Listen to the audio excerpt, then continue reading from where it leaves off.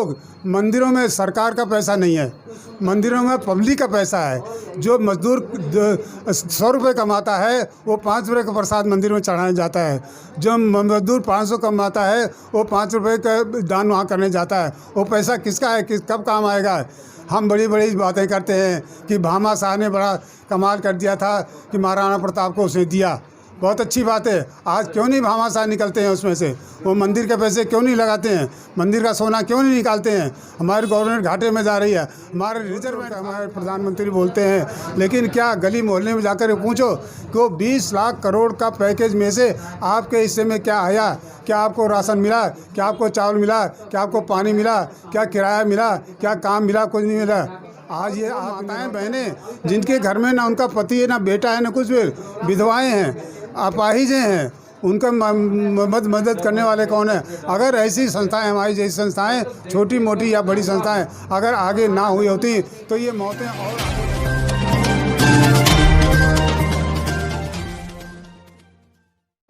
जैसा कि आम तौर पे अब सभी लोग समझने लगे हैं कि आम पब्लिक को सहायता करने में हमारी जो वर्तमान सरकार है, चाहे वो राज्य सरकार हो और चाहे केंद्र सरकार, दोनों ही फेल हो चुकी हैं। इसलिए ऐसी संस्थाओं को, ऐसे लोगों को आगे आना पड़ा है कि जिनके अंदर दया का भाव है, जिनके अंदर धर्म की भावना है, जो मानवता के मानने वाले हैं, जो चाहते हैं कि हमारे देश का कोई प्राणी भूखा ना सोए, भूखा ना मरे और इस तरह से पैदल चल कर के अपनी जान ना गंवाए। ये दुर्व्यवस्था के कारण ऐसा करा हुआ है।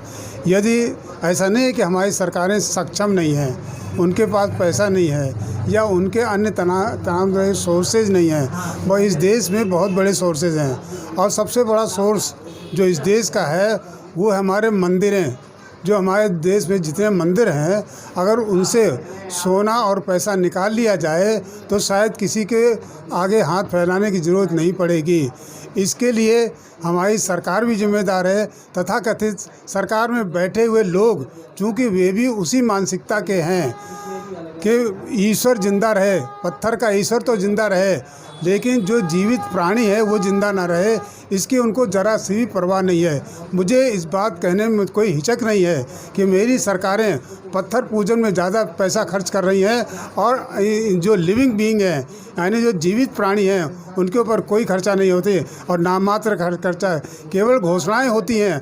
आप गली मोहल्ले में जाके पूछिए कि उन घोषणाओं का आम आदमी पर क्या असर पड़ा है और क्या उनको रिलीफ मिला है। आप राशन की दुकान पे जाइए, राशन वाले कल ही मेरे बेटे ने फ़ोन किया कि भाई अप्रैल में एक बार मिला था, अब मई का तो सारा चला गया है, अभी आता तभी आता है, उनको नहीं मिला। उसने जवाब आया कि ठीक है, आपके पास मैसेज आएगा। अब आप जस्ट सी द फन, यानी मजाक देखिए हमारी सरकार का कि जो व्यक्ति गांव में बैठा है, अनपढ़ है, जो बेचारा गरीब है, जिसको रोटी मुहैया नहीं है, वो मैसेज के लिए 5-6 हज़ार का मोबाइल कहाँ से खरीद के रखा है। और वो माताएं बहनें जिनके घर में ना उनका पति है, ना बेटा है, ना कुछ भी, विधवाएं हैं, अपाहिजें हैं, उनका मदद करने वाले कौन है? अगर ऐसी संस्थाएं, हमारी जैसी संस्थाएं, छोटी मोटी या बड़ी संस्थाएं अगर आगे ना हुई होती तो ये मौतें और आगे बढ़ जाती हैं और आगे इसीलिए बढ़ रही हैं। अगर हमारी सरकार ने सही समय पर सही डिसीजन लिया होता है, जिस दिन से ये बात आई थी, जनवरी की बात है, आपने मार्च में एक्शन लिया और जो मार्च में भी एक्शन लिया वो बिना सोच विचार करके डिक्टेटर शाही, तानाशाही वाला एक्शन किया, बिना विचारे आपने एकदम से लागू कर दिया कि लॉकडाउन हो जाएगा। आपने ये विचार ही नहीं किया कि अभी तो कोरोना जैसी कोई चीज़ भारत में है नहीं। अगर उसी वक्त ये सरकार चाहती तो एक हफ्ते के अंदर जिस तरह से रेलगाड़ियाँ एक दिन में 2.5 करोड़ लोग ढो रही थी, वो 2.5 करोड़ ढो करके आज एक हफ्ते के अंदर सारे लोग अपनी जगह पहुँच गए होते और ये जो परेशानी गवर्नमेंट को और लोगों को हो रही वो नहीं होती। जो हुआ सो हुआ, मैं उस बात, लेकिन आज भी गवर्नमेंट इस बात सचेत नहीं है। जो 20 लाख करोड़ का पैकेज जीत दिया, जो हमें दिखाया गया, टीवी रोज़ उसका गुणगान आता है, हाथ जोड़ जोड़ कर हमारे प्रधानमंत्री बोलते हैं, लेकिन क्या गली मोहल्ले में जाकर पूछो कि वो 20 लाख करोड़ का पैकेज में से आपके हिस्से में क्या आया? क्या आपको राशन मिला? क्या आपको चावल मिला? क्या आपको पानी मिला? क्या किराया मिला? क्या काम मिला? कुछ नहीं मिला। आज ये आत्मनिर्भरता की बात करते हैं।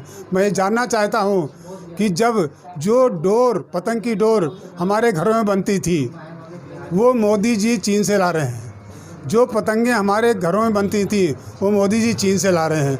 जो रखड़ी जैसी चीज़, बड़े शर्म की बात है कि भारत जैसी जो रखड़ी और कहीं काम नहीं आती है, भारत जैसी चीज़ जो घरों में बनती थी, हम दिल्ली के अंदर मैंने देखा और हज़ारों शहरों में देखा, जो घरों में बनती जो वो चीन से आ रही है। ऐसे हज़ारों आइटम है जो हमारे घरों में बनते थे और उससे आत्मनिर्भर होकर के कोई नौकरी के लिए बाहर नहीं जाता था, सारा परिवार मिलकर अपना काम करता था और कमाई करके होता। उससे गुंडेगिरी भी नहीं होती थी, उससे आवारागर्दी नहीं होती थी, उससे बलात्कार बचते थे, बहुत सारे उसका इफेक्ट होता था। हमारी सरकार ने ये चीन से माल मंगा करके हमारे मजदूरों को, हमारे लेबर को, हमारे श्रमिकों को, हमारे कलाकारों को एकदम बेकार कर दिया और उसका नतीजा जो है वो हम सब आज भी देख रहे हैं। और वैसे ही काम को, और दूसरी तरफ क्या कहते हैं कुछ ऐसे उनके चमचे लोग, क्या कहते हैं, भाई चीन का माल मत खरीदो, भाई चाबी तुम्हारे पास है और हमसे कहते हो दरवाज़ा मत खोलो, दरवाज़ा खोलो। भाई चाबी तो गवर्नमेंट के पास है, वो चीन से माल क्यों मंगा रही है और हमसे कहते हैं नहीं खरीदो।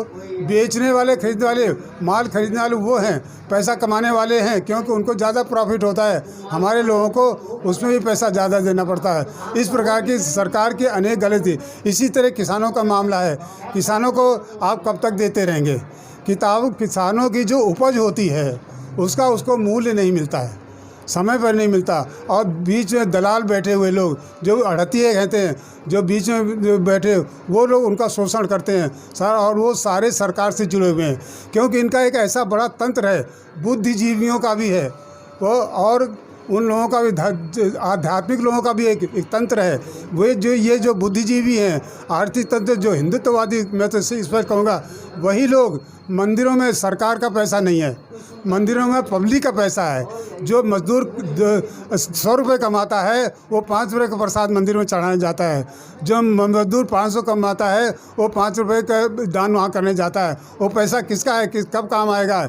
हम बड़ी बड़ी बातें करते हैं कि भामा शाह ने बड़ा कमाल कर दिया था कि महाराणा प्रताप को उसने दिया, बहुत अच्छी बात है। आज क्यों नहीं भामा शाह निकलते हैं उसमें से?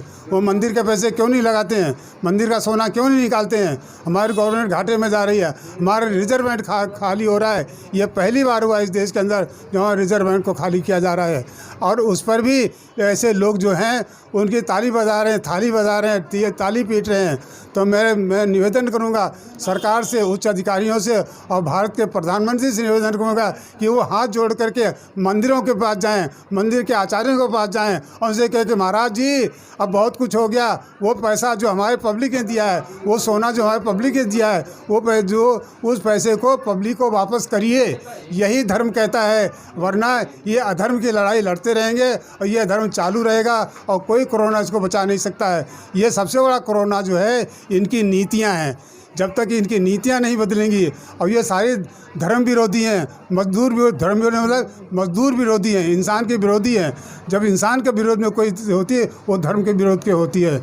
जिस तरह हम लोग कहते हैं कि यदा यदा धर्म से ग्लानिर्भवति, कि ये यानी डिपेंडेंस, यही कोई आके बचाएगा, चाबी मेरे हाथ में, कहे ताला कोई खोलेगा आकर के। हाँ, तो सरकार की जिम्मेदारी बनती है कि उन मंदिरों से, उन बड़े बड़े पूंजीपतियों से पैसे को निकालें, मजदूरों को पहुँचा, मजदूरों को काम में लगाएं। काम में तभी लगेगा जब हमारी ये पाउच जो है, ये जो बिस्किट है, ये जो बहुत सारी जो फॉरेन से आ रही जो चीज़ें हमारे देश में बन सकती हैं। मुझे बचपन से याद है, जब मैं छोटा था हमारे घर में छोटे छोटे काम होते थे, उनमें हम लोग लग जाते थे। सुबह उठ करके मुझे होश ही नहीं रहता था कि शाम तक हमें बाहर जाना नहीं जाना। हम लड़की को क्यों छेड़ेंगे जा कर के, जब हम चोरी क्यों करेंगे जा कर के, जब हमारे घर में काम हो रहा है और शाम को हमको पैसे मिल जाते थे तो हमारी रोजी रोटी चलती थी, हमें भी नौकरी की परवाह नहीं थी। ये रोज़ जो बेरोज़गारी है जानबूझ के फैलाई जा रही है। एक तरफ आप बच्चों को पढ़ा रहे हैं, दूसरी तरफ अभी अभी आया है कई करोड़ लोग बेरोज़गार हो गए। आप रोबोट क्यों ला रहे हैं? जिस देश में इंसान फालतू घूम रहा है, रोबोट की क्या ज़रूरत है? जो काम, ऐसे बहुत सारी नीतियां हैं, ये बहुत चर्चा बहुत लंबी हो जाएगी। इसमें मेरा निवेदन है, मैं फिर प्रधानमंत्री जी से और उनकी सारी कैबिनेट से, पार्लियामेंट से निवेदन करता हूं कि वो जाएं मंदिरों के पास और कहें सोना निकाल के दो, ये पब्लिक का पैसा है, ये धर्म का पैसा है, धर्म में लगाओ, पब्लिक का पैसा पब्लिक के लगाओ, देश का पैसा है, देश में लगाओ। इस बात को आगे बढ़ा करके मैं आप लोगों से पुनः ये कि मेरी मैसेज को आगे बढ़ाया जाए और दोबारा इसको सुना जाए और इस पर तुरंत ही एक्शन हो, इस तरह से कार्रवाई होनी चाहिए। इन शब्दों के साथ मैं अपनी बातों से, और ये जो छोटे छोटे ऑर्गेनाइजेशन, उनका बड़ा बड़ा धन्यवाद है कि वो इतने अपनी सामर्थ्य के हिसाब से कहीं ना कहीं से ला करके, कभी राजा अभी हमने 30 मार्च से 14 अप्रैल तक चलाया, उसके बाद 10 दिन और चलाया। जितना कर सकते हैं करते हैं, लेकिन हमारी इतनी क्षमता नहीं है, हमारे से रिसोर्सेज ऐसे संसाधन नहीं है हम बढ़ाएं।